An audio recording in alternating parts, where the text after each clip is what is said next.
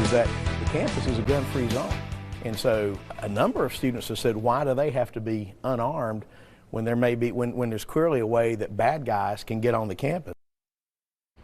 After a man brought a gun into the UNC Chapel Hill Student Union Wednesday and allegedly pointed it at a bagel shop cashier, politicians, including State House Speaker Tim Moore and Senate Leader Phil Berger, have asked if college campuses should remain gun-free zones.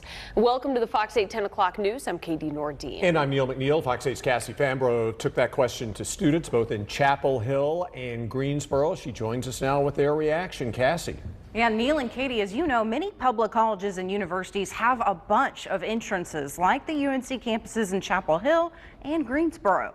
So without setting up giant metal detecting checkpoints, guns are bound to get inside, but students are not allowed to carry them.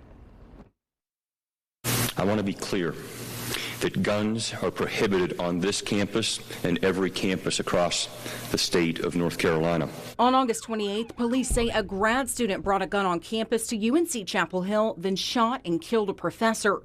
16 days later, police say a 27-year-old man pointed a gun at a bagel shop cashier, sending the campus into chaos for the second time this semester. College campus is supposed to be a place that you feel safe, not a place that you should have to worry about somebody else pulling out a gun on you. Amid the fear and uncertainty of a campus-wide alert for a gunman, students started talking about if firearms have a place on a college campus. I don't think they should be allowed anywhere near an educational place. Some said there should be more security on campus. I don't know if at this point they're going to have to start doing like checks for guns or anything like that. Others say they trust campus police to do their job and perhaps other qualified professionals, but not students. If the right people had them to protect us, then it's okay, but I don't think that students should have them whatsoever. At UNC Greensboro's campus, students say they do feel uneasy about gun violence. I know there are people on campus now that do have guns. They just aren't sure allowing students to carry a firearm will solve the problem. You don't know